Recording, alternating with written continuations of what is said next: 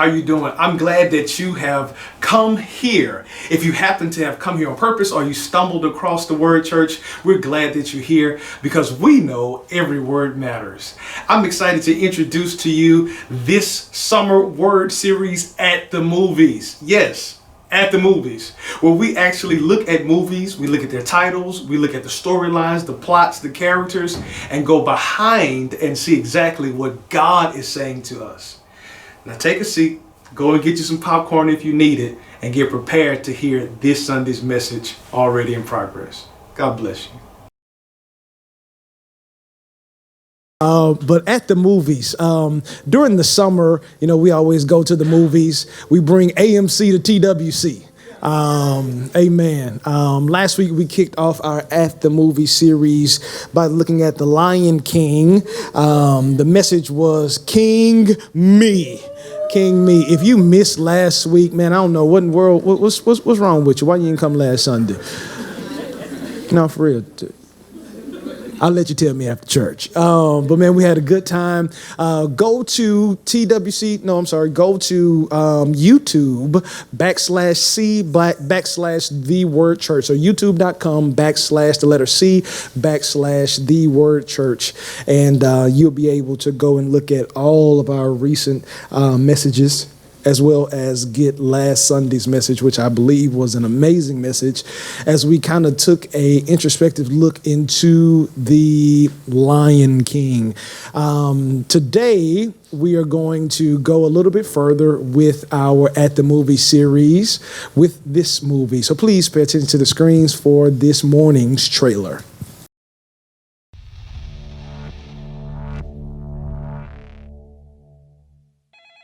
You need to prove you're looking for work. 3 signatures by tomorrow, or you tell it to the judge. Tell me about a time when you worked hard to solve a problem. This morning, getting up. We're gonna find you someone you like. Let me be your arms and your legs. I love that. All right. Excuse me, what are you doing? Relax, it's not a holdup. Just sign this from the police. How would I sign it? I don't know. Slowly. Wait, don't your arms work? They don't. I need assistance. You are not qualified for this position. You're waterboarding me. Which car is yours? All of these to the right. Oh my God. They're not practical. Exactly. He was richer than Jay-Z? Richer. Think about it. You got a thing. It's amazing, right? Sound just like it. It's uncanny. You can have any girl you want. What about this lady with all the Botox? Are we perfect for each other? You can't move your body, she can't move her face.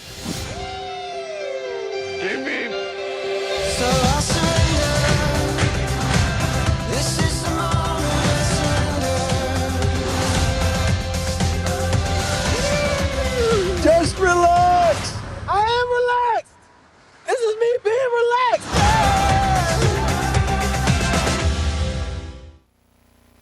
The Upside. The Upside actually stars Kevin Hart as well as Bryan Cranston. Kevin Hart plays Dale Scott, and Bryan Cranston plays Philip Lacoste. And it's actually a pretty good movie. I really don't get a chance to watch movies. I have a very, very, very crazy schedule. And just the way timing works, I don't get a chance to watch TV or go to the movies often. Believe it or not, every time Lady J and I go out of town, it seems like we go to the movies. And I know that's crazy. You got a movie theater by your house, but you'd rather go out of town and go to the movies. But during our At the Movie series, I really get a chance to watch movies. Now I do, I'm not just, square, I do, still have our, Lady J and I still participate in our Ratchet Mondays. Just kind of decompressing, after a good worship field Sunday, watching all of the love and hip hops and the basketball wives and not wives and we watch Queen Sugar. Queen Sugar is not ratchet. It's a real good movie. Show. It's a real good show. But it has ratchet moments. It just kind of, the ratchetness is seasoning. It keeps you interested. But the upside, man, it's a very good movie, and it's totally different from what we are used to seeing Kevin Hart playing. He really stretched for this role, and it's actually based on a real life story. It's so to give you a little bit of backdrop about it. We can go and show them what the actual. Yeah, these are the two people. I think Brian Lacoste looks. Brian Cranston looks a lot like his character, but that guy don't really look like Kevin Hart. They must have been casting for in them Lifetime movies. Y'all ever seen them Lifetime movies and them people don't? Okay, y'all still under the unction of the Holy Ghost. But to give you a little bit about the movie, Philip, he is a quadriplegic, and he became paralyzed from the neck down after a accident while he was paragliding. And to add insult to injury, while he is trying to come back and learn to live life now with just having the functionality of his eyes and his ears and his nose and his mouth. He really can't use anything below his neck. His wife dies from cancer.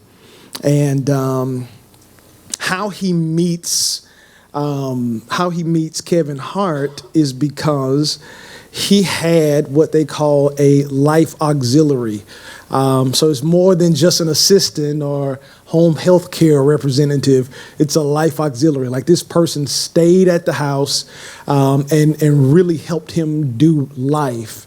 And the reason why he has Kevin Hart now in this position is because he fired his last life auxiliary representative because he has a no resuscitation policy. And basically what that means is if something happens, if he chokes or anything, he's on the brink of death, let him die. Because he has a death wish because he's in a weird emotional space. And he fired the person that helped him stay alive. Now, this has nothing to do with the message, as you'll see, but I do want to give this to somebody. Stop trying to cut people off because they won't let you wallow in your feelings.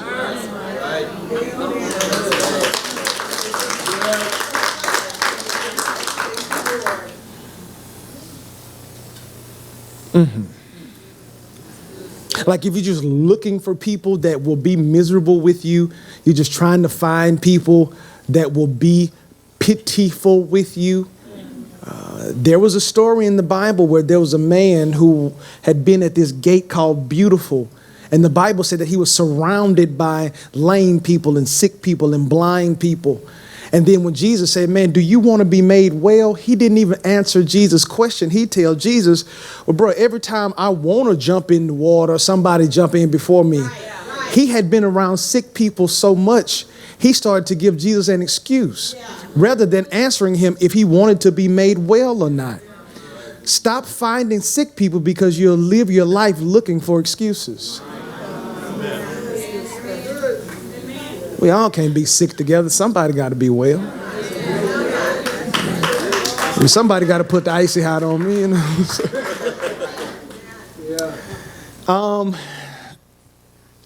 So this movie actually called The Upside, it really kind of focuses us to look at the upside, that even in a down situation, and I know I may not be the only person that have experienced some down times, but sometimes when you're in a down situation, it's hard to find the positive. It's hard to find the light at the end of the tunnel, or whatever slogan they want to say. You know, there's always a rainbow at the end of the storm. You know, where you're in the middle of the storm, you ain't worried about no rainbow. You're trying to take cover.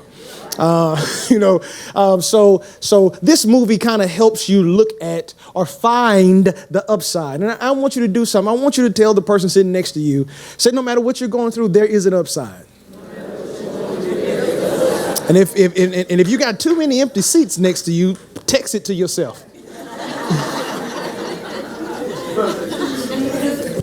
No matter what you're going through, there is an upside. There is an upside. There is an upside. And so after watching this movie, I found lessons. Now there will be some movies that I will be able to actually find biblical stories that we can relate to, and I can just take the text, and the text will relate to the movie. But in this particular message, it's kind of like last Sunday's message, where I'm going to find lessons. So today I have 4 lessons that I want to share with you. And this first lesson is a very great lesson for us to start on, because how this pair, who you wouldn't normally see together, it'd be kind of odd to just see these two walking together at any particular time other than in this setting. It would be odd for you to see them. And how they got together, they're here at this point, as I mentioned, is that Philip is looking for a new life auxiliary. And Kevin Hart, he's looking for a job.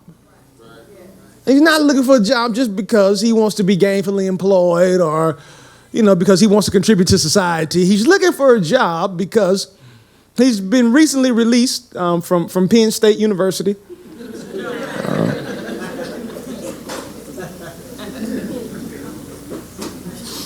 I think this service know what I'm talking about. There's somebody in the first service like, go Nittany Lions. Like, no, they don't have a mascot at this university. The colors are blue and white, but they got stripes. And he's recently released, and he's on probation, and he needs to have a job, or at least he needs to show that he's looking for work. And so, as we saw in the trailer, he's even having a hard time getting a job at a burger joint. They won't even hire him. And he gets to this place because he was made aware that this place was because this guy, Philip, stays on the top floor of this building, and he stays in the penthouse, has the whole top floor to himself. And Kevin Hart gets to this place, and he thinks he's going there to interview for the janitor's position. So he gets on the elevator, and he talks to this guy who's going up, and he's dressed the part. He has his portfolio in his hand full of resumes. Kevin Hart come through. He got a bomber jacket on, a hoodie. And he like, man, you going up for the interview too? And the guy, he didn't know no better. Like, yes, I am. And so Kevin Hart was like, he did all that just to be a janitor. And so still in his mind, he doesn't really even know what's about to happen. So he gets into this place, or gets into the penthouse, and man, he's blown away. He's looking around like, oh my God. And he sits down, and there's, about 10, 15 people there waiting to be interviewed. And so in his mind, he's like, hey, it's the end of the day. I need to go pick up my son from school. I just need to get this paper signed. So it was taking too long to get to him. He just barges into the room where they were interviewing. And he said, hey, I just need y'all to sign my paper. And the executive assistant for Philip is played by Nicole Kidman. And she is kind of taken aback. And she tells, Kevin Hart, say, man, ain't nobody can come here and stick y'all up. And so then Philip, as Kevin Hart approaches him and say, hey, man, sign this for me. And Philip's like, man, I can't sign that for you. He brings Kevin Hart's attention to his disability. And so then Philip does something that's kind of out of the norm. He still had people that were outside that had not yet been interviewed. Come on, Pastor. He had people that he had already interviewed and told them that I'm going to get back with you. And matter of fact, had a person in there that was being interviewed at that time. But Kevin Hart walked through the door, and Philip said, if you want the job, it's yours. No, they kind of went clean over somebody's head. That's not even really a point. But if you caught it, that's your word. And if you can just get there, even though when you get there, the situations and the conditions may not be favorable. It may look like there's a whole bunch of people in front of you. You may not be dressed apart. I know it's some of you all that's went to some of these job fairs, and you get there and you see all these people in their career pants, and you just found the pants that didn't have no spots on them. They coming out with their portfolio. You got a manila folder. Come on, don't act like you've been professional all your life. And God is saying, before you cancel yourself out, before you allow intimidation to tell you that you don't belong there, just go on and walk through the door. I'm speaking to somebody before the end of July. When you walk through the door, even what you're not qualified for, somebody's going to tell you if you want it, it's yours. Do you really? If you want it, it's yours. It's yours. If you want it, it's yours. It's yours. So this is my first point. My first point is that your past does not disqualify you from having a future. Now, this is not going to be for everybody, who's always done everything right, who always had decorum, who dotted all of your I's, you crossed all of your T's, you haven't had a questionable post. I mean, you've always been above board. I'm not talking to you. I'm talking to us who we know, and we've done some stuff in our past that we try to hide from ourselves. I don't even want to remember that. Woo! No, that was before I knew who the Lord was. But even because of that, sometimes we will try to disqualify ourselves. For him to offer Kevin Hart the position, looking at him and seeing that he wasn't qualified, looking at him and finding out that he has a past. And there even was a scene in the movie where there was another guy who stayed on the floor beneath the penthouse after Kevin Hart got the job, wanted to come and let Philip know, well, if he lied on his application, I just want to let you know that he has a record. And Philip says, so what? There are going to be some people that want to kind of go and try to tell somebody who you used to be. But who God is taking you to, the level that God is exposing you to, they need you there regardless of your past. They need you there regardless of your record. Listen to this, because even though I got a record, you ain't gonna find this type of anointing nowhere else.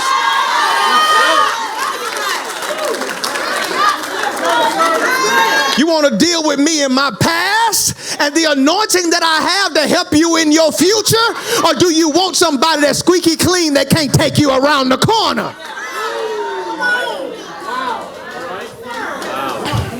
Your past does not disqualify you.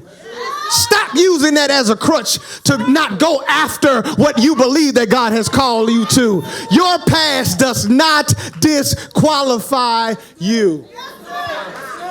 And when we first are introduced to Kevin Hart, he's looking like this. He's dejected. He's broken. He's had no after no after no after no after no. And for some of us, that's how we look on the inside.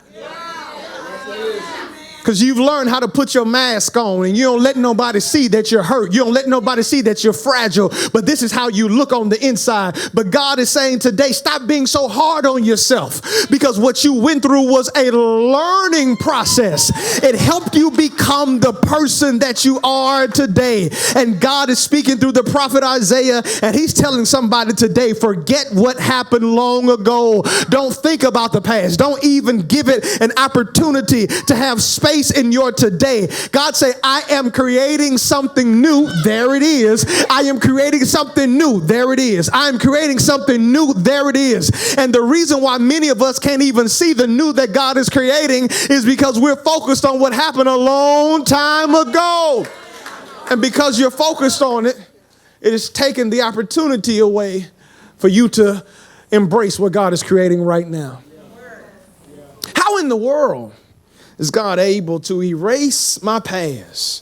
It has nothing to do with who you are, man. It has nothing to do with how good you have been. Because even as you try to be better now, you're still human, and there's still going to be some times where you err.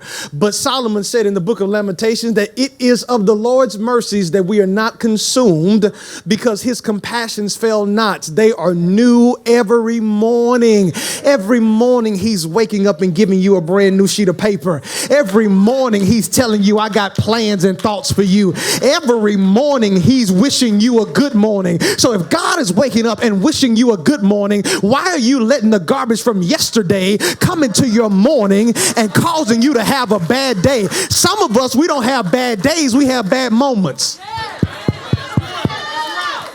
And because we let the moments control us, it ruins our whole day. But God is saying that I am giving you new mercies every morning because I am faithful. Even in the moments when I am not faithful towards God, God is saying I'm still going to be faithful towards you. Let me break it down to you in context. The Message Bible breaks it down a little bit further because Solomon in all of this was saying, I'll never forget the trouble. I'll never forget the utter lostness. I'll never forget the taste of ashes. I'll never forget the poison that I've swallowed. I remember it all. I remember the feeling of hitting rock bottom. And this is not for those of you all who hit middle. Because see, if you hit middle and you had mama to come up under there and put a pillow up under your head and pay a couple of bills and float you, you don't really understand what this feels like. But if you hit rock bottom and you knew the lights was off, but you still played mind games with yourself and went and flipped the switch to hope that they was gonna come on, you hit rock bottom. When you when you had to go in the house and get all the meat out the freezer and go get you a styrofoam cooler and put some ice on it because you didn't want to lose it.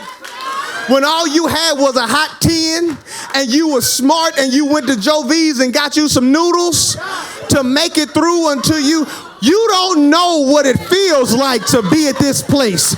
And sometimes when we remember it, it takes us back to that place. But this is what I want you to do. I want you to get control of your memory. I don't want it to remind you and take you back to a place of darkness, but it says here, but there's another thing that I remember, and I keep remembering. I keep remembering that in God I have hope. I keep remembering that God's love is loyal. I keep remembering that his merciful love could never have dried up because he's doing it every single day. I keep remembering that he's brought me this far. I keep remembering that if he got me through that, he'll definitely take me through this. I keep remembering that he is faithful, and because I keep remembering how he has never turned his back on me, how I keep remembering how he made a way for me even when I wasn't coming to church. See, some of y'all thought that he protected you when you joined the church. He was protecting you before you even knew the address to the church. That night that you prayed on your way home, Lord, if you just let me make it home, I promise you I ain't gonna ever take them many shots. That's real. That's real. You didn't even know how to get to the church, but he knew how to get you home because he knew that there was going to be a day that you were going to remember that if it had not been for the Lord who was on my side, I wouldn't be where I am today. Do I have any people that can be like Solomon and say, I'm sticking with God and I'm going to say it over and over and over again? He's all I've got left. And if all you got left is God, you okay. They can take the job away, but if you got God, you'll be all right. If you lose the house, it'll be all right. I'd rather be homeless with God than to have a house and don't have him. As long as I got him, everything will be all right. This is the second lesson. The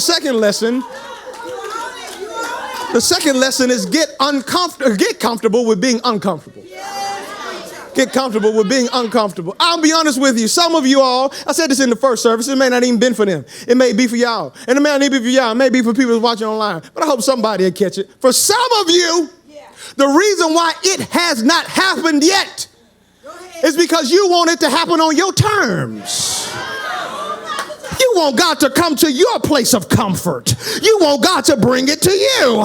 You want to be able to receive it with your satin bonnet on your head, walking around in your duster, brothers walking around with your loungers and flip-flops on, and God is saying, I need you to get comfortable with being uncomfortable. Every uncomfortable situation God is putting you in, he's snatching something out of you that will not be needed in this next level.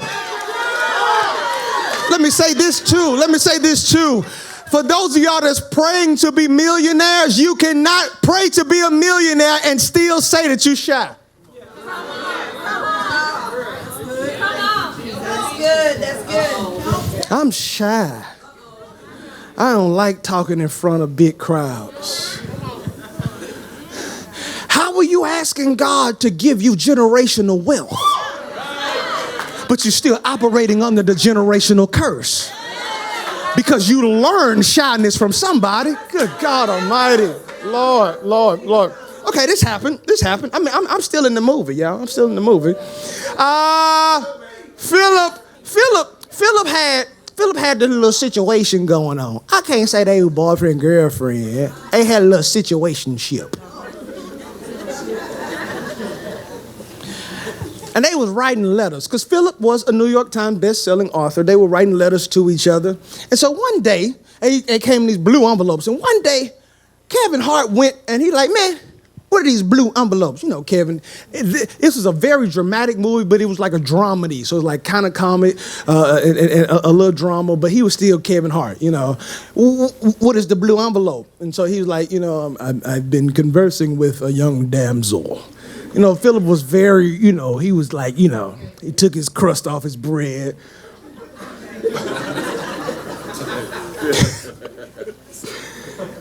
He didn't want any Lawry's or Tony Satchers. He just wanted a pinch, just a pinch, you know, pinch of seasoning. And so one day, Kevin Hart say, man, you cooped up in this house. It might do you some good to spend some time with a woman. And so Philip was like, no, I appreciate how we communicate now. I write to her, she writes to me. Kevin Hart said, I'm a caller.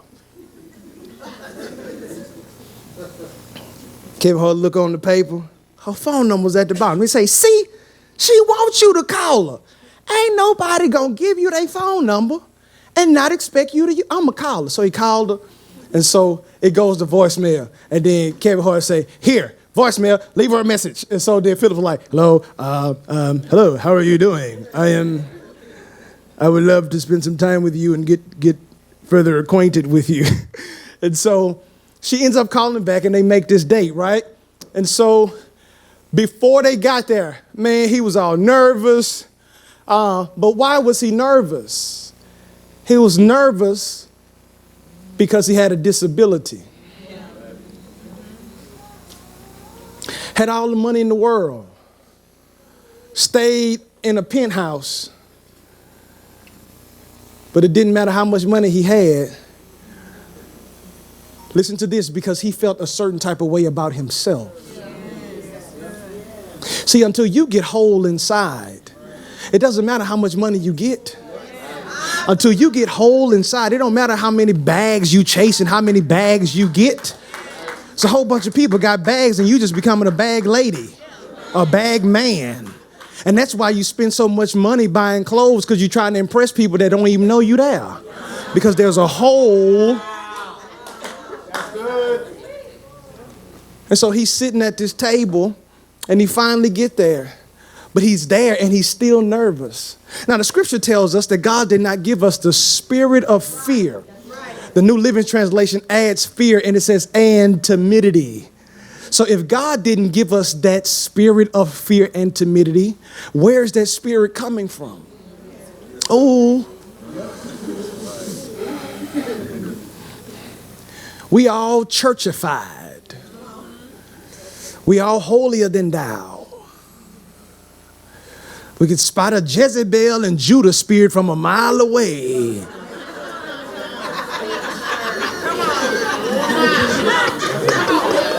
That's how they be looking.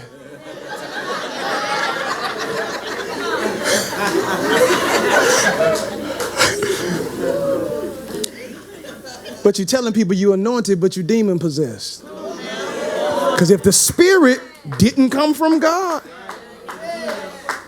and you embody the spirit, you are housing the spirit.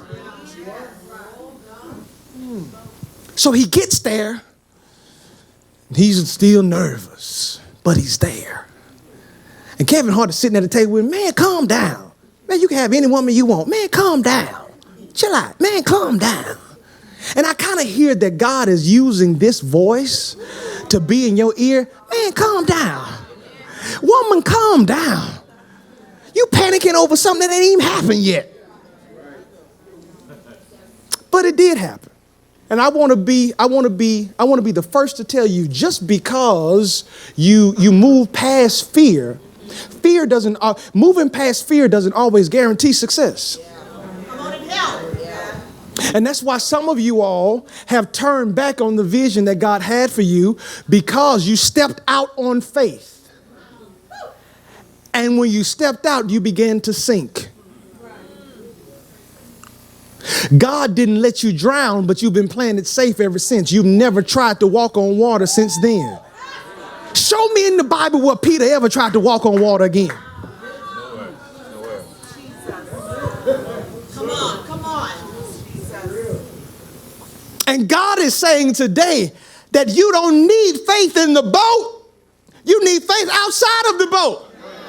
But it's no guarantee that when you get out of the boat, you're going to be able to moonwalk on the water. But even if you do begin to sink, God is there to help you through it. Why am I saying this, Pastor? Why are you saying this? Because I'm still in the movie. The woman comes and she sees him. He's all nervous. She done Googled him. She told him, I Googled you. I knew what I was coming to see. He's like, oh, for real? So he got comfortable for a second. Oh, so you know that I'm in the wheelchair. Yeah, I know. Y'all got to be careful, man. You know, y'all too old to be out here acting childish because people can Google you now.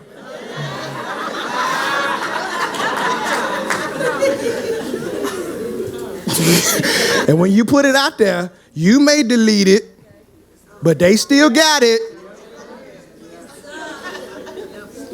They Google you and you be looking like boo-boo. Da fool, that's what you be looking like. Boo-boo and da fool. So he's sitting there at the table. I'm helping somebody real quick. Listen to this. He's sitting there at the table, and then she tells Dale, which is played by Kevin Hart, you can go and leave. Because Kevin Hart normally would have to be there to cut up his food, feed him and everything. She said, you can go and leave. I got it. And Kevin Hart was like, okay, so he leaves. So, man, you know, and they was at this little swanky hotel. It was swanky. I'm talking about they didn't bring all your food out at one time. They had courses.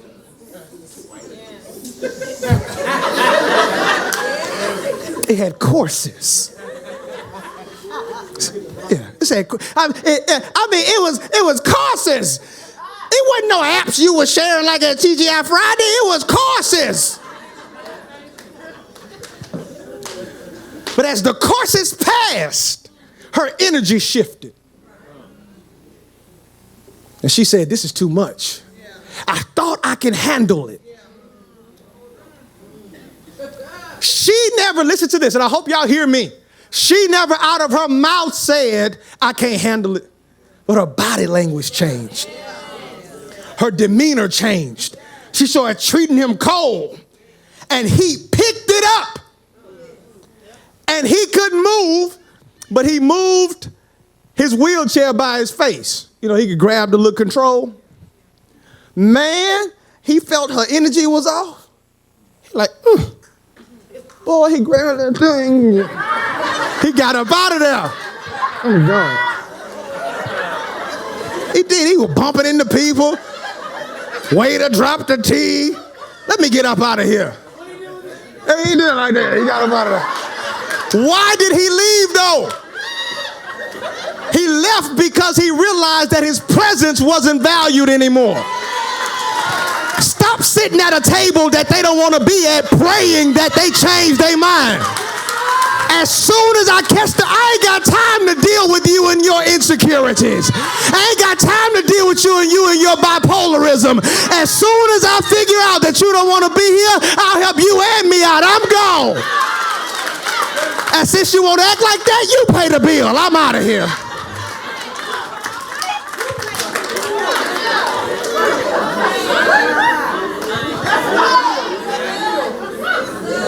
Because this is the thing.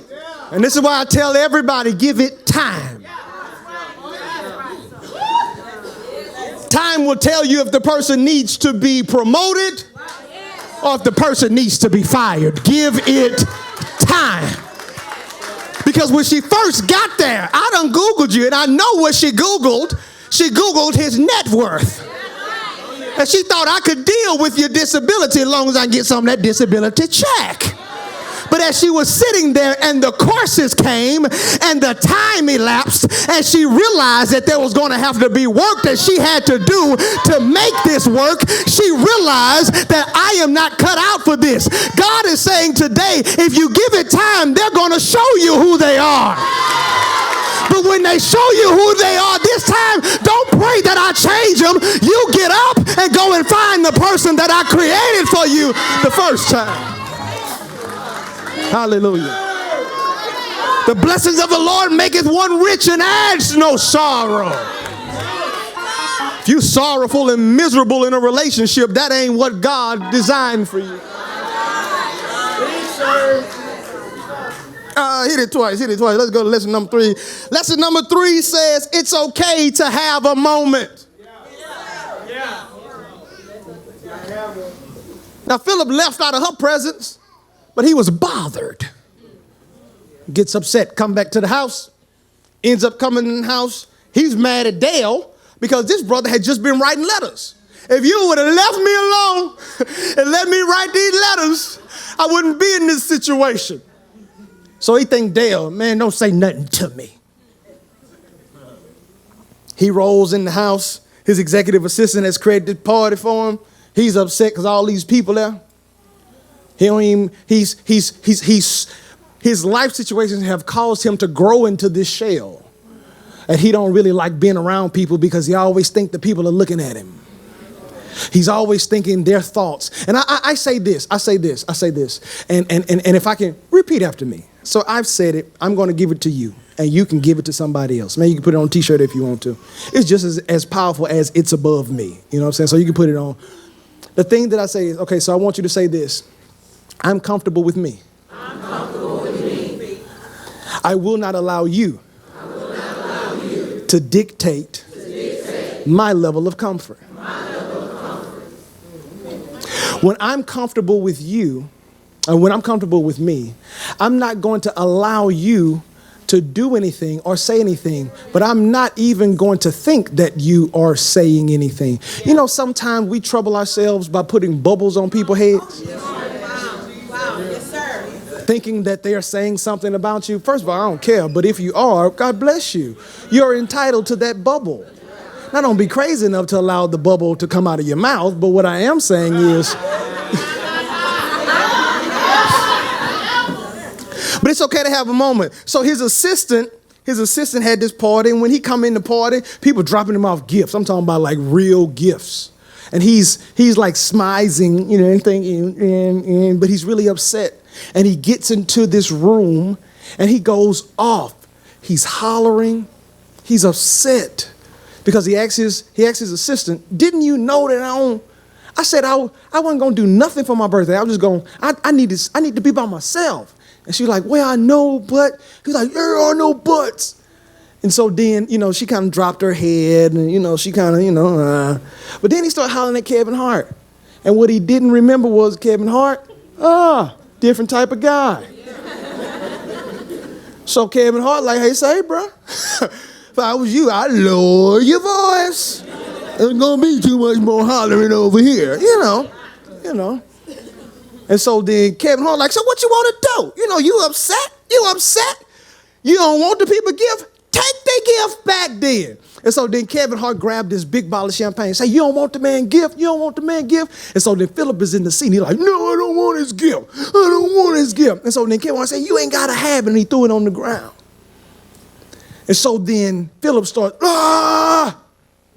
Kevin Hart looked at him like, okay, well, maybe I do need to give you some space.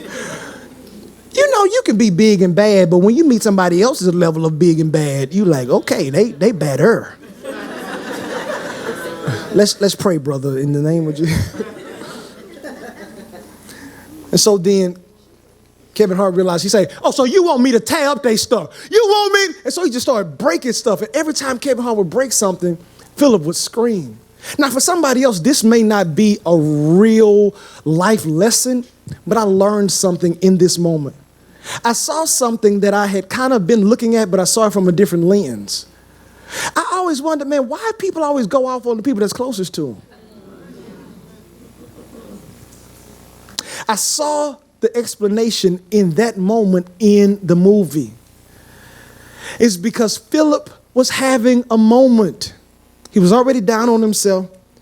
He had stepped out. He was uncomfortable. He met this woman that got brand new real quick.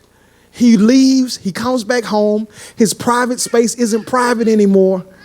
And he is upset. But he's not upset about the party. He's not upset about the woman tripping at the restaurant. He has not processed what happened to him. And so he has now become a person that he never was prior to. He's angry. He gets frustrated quick. And everybody is catching the dirty side of the storm simply because he has not given the storm time to pass. And in that moment, he needed a moment. And every time Kevin Hart broke something, it seemed like Philip got another level of breakthrough. But he was able to have this moment, listen to this, around people that would not hold the moment against him. It's okay to have a moment, but please hear me. Please value and verify the people that you are having the moment around. Everybody cannot handle you in your vulnerable moment. Everybody cannot handle you after it seems like the weight of corporate America has pushed on you all week and you can't take it anymore. Everybody can't handle you being a teacher and you coming home and you know that these people are children.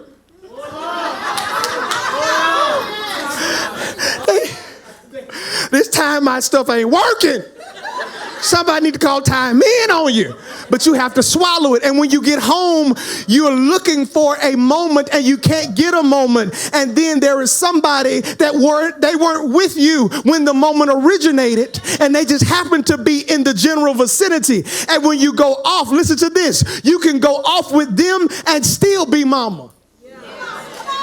You could go off with them and still be daddy. You could go off with them and still be brother, and they will not hold that against you. If you have people that are around you, that when you show a small level of humanity, that they want to hold it against you and talk about, well, you go to church and Christians shouldn't do that. I expected better from you. Those are the people that you need to distance from you because they cannot handle the real you. And if you keep them too close, you'll start playing a character in their movie that you never tried out for.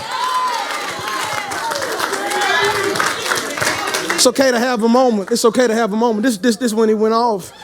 Where did I get that from? Paul tells the church at Ephesus, he said, if you become angry, and if being angry was wrong, I believe that the prophet would have told us then right there. He would have said, don't get angry. He said, if you become angry. He said, if you become angry, don't let your anger lead you into sin. And don't stay angry all day.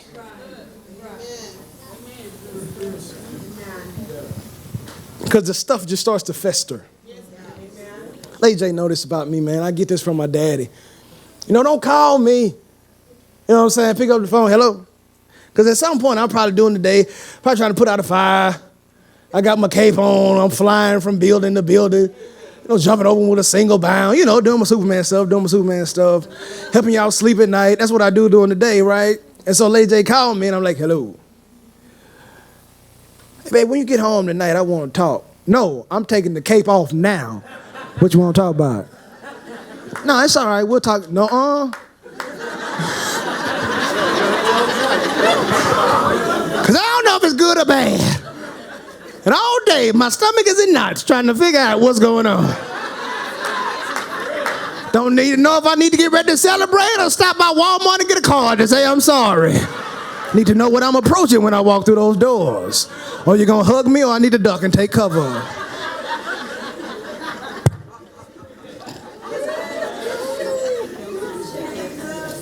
Don't stay angry all day. And that's what we do. We stay angry. And the thing about it is, this is how the devil play tricks with you. Y'all, I'm done. This is how the devil play trick with you. He will get you angry and tell you, don't even call him now.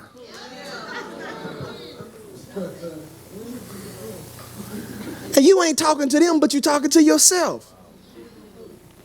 Coming up with plots and schemes. And then before you know it, your anger has led you to sin. And you pulling up to the job, you know. And you and your work wife, come outside. We all need to talk. What?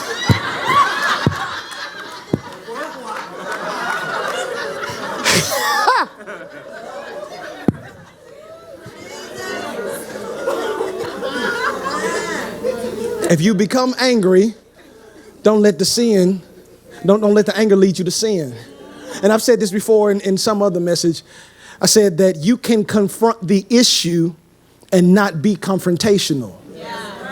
Because I know some of y'all, I don't even want to say nothing about it because I know if I say something, I'm going to go there. Where is there? Where are you going? Let's be adults about this. Sit down. Stay seated. Why are you getting so close to my head? Be still. If you become angry, and this is the thing that I will say, don't think that you have lost your Christianity because you had a moment. Yeah. It's what the devil wants you to feel like. Jesus had a moment. Jesus went into the church and flipped the tables over. And if you read the scripture further, he had a whip. He didn't just flip the tables over. Jesus was whipping people.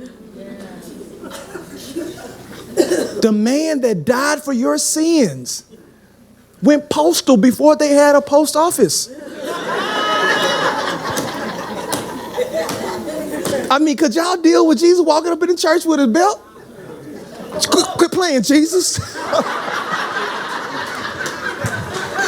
Woo! This is my last point, man. Have you gotten something out of this movie so far? It's my last point. Get back up and fly again. Touch the person next to you and say, man, get back up. Get back up and fly again.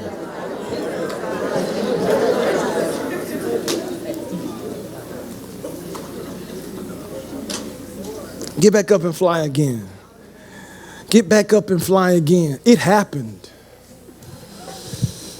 Where you getting that from, Pastor Jay? I'm at the end. I'm at the last scene. Some stuff happened, and we ended up getting to the end of the movie. And Kevin Hart is no longer working for Philip because Philip done fired him. And so he's moved on. He started his own business. And I will just drop this in here parenthetically. The whole time, Kevin Hart gets to Philip's house. And while he's at the house, he's introduced to things that he's never seen before. Man, he's in a shower where you talk to the machine and the water came. He was getting hit all in the eye and it was just too much, but he wanted it. And see, sometimes exposure gives you a new appetite. I grew up in the house, man, where my mama cooked for my daddy. As she should. That's how you stay married over 50 years. You're not coming in my room asking me, Jamel, what you want to eat. I done fixed your daddy something to eat. If it's something left, have at it. That's kind of something. I love my mama, man. She told me 9th grade, hey, I ain't cooking no more. You figure it out on your own. I'm swinging down Homestead going to get me something to eat. But because she didn't cook it, I didn't have a taste for it. When I left home and got to college and I was around other people who were cooking, they were cooking stuff that was cooked in their house. I swore up and down, man, I don't eat no squash and zucchini. That's nasty. My mama cooked English peas and green beans for my daddy. That's it. We got cabbage greens and collards on holidays. That's it. Man, when I got out, I started eating asparagus and found out asparagus ain't nothing but a grown man green bean. Like, I'm grown now.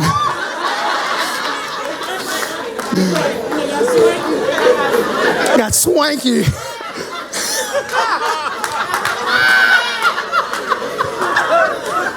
Somebody gonna say, y'all ain't have church. Y'all doing all that laughing.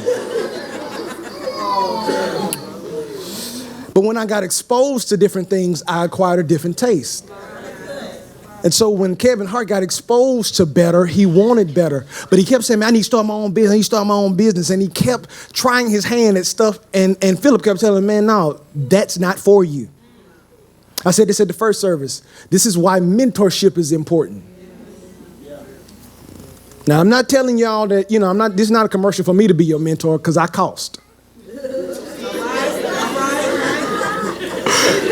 Yeah, I'm your pastor on Sunday, I'll be trying to set up no meeting. Pastor, I want you to look at my business plan. Oh, okay, hold on. Go back out there and see Brandy. She got an invoice for you. Then we come back in and talk. I thought you needed prayer.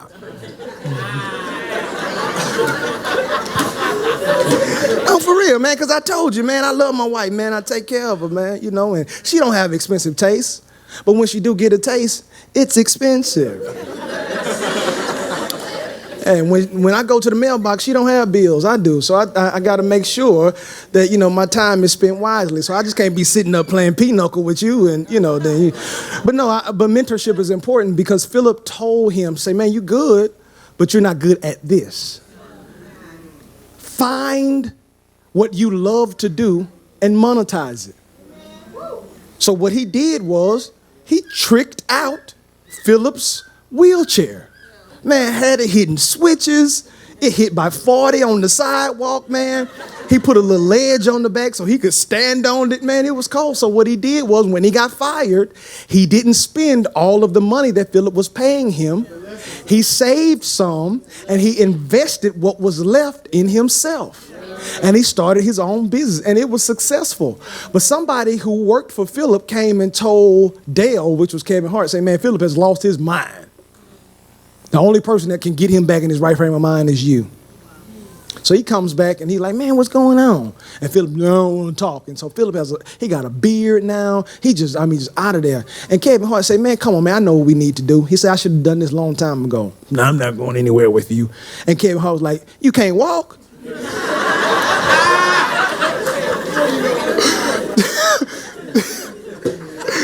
So Kevin Hart put him in the car, man, and they end up going on top of this mountain. And Kevin Hart takes him back to the same place it was when he fell and got injured. And see, Kevin Hart may not have been the smartest in the room. He didn't have a college degree. He didn't even have a resume. But he understood that you can't defeat your giants by running from them. You got to look them in the face. And he took him back to that same place and he put him in a holster for him to paraglide one more time. For him to understand that the last time was just a fluke. That you're not going to get hurt again. The Bible here says that even if good people fall 7 times, they'll get back up. I don't know who needs to hear this. This is the last lesson, but I pray that you catch this. You may have fallen. That may have failed, but you are not a failure. God still has plans for you.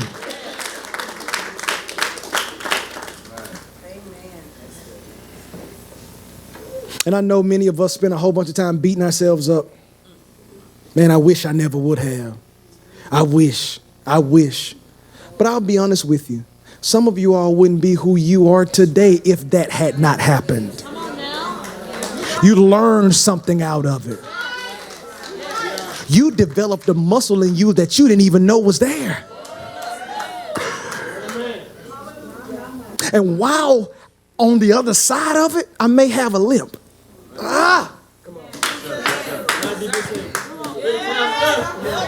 While on the other side of it, I may be disabled.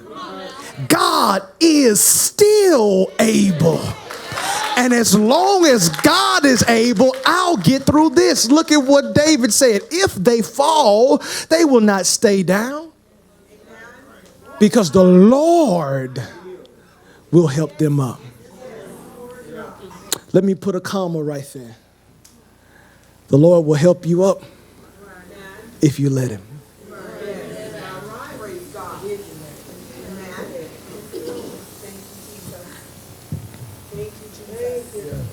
As we bow, God is trying to transition you from the downside to the upside. And these lessons that you got today, all 4 of them may be all yours. There may have been 1 or 2 of them. But I know there was something that you heard today. And if there is somebody that's here today and that last lesson was really for you, or you've been down on yourself, you haven't been yourself lately, that got you down. It got you out of character. God said, I want to help you back up. Wow, what an amazing experience we just had at the Word Church. I'm so excited that God has allowed us the opportunity to bring the Word to you wherever you are.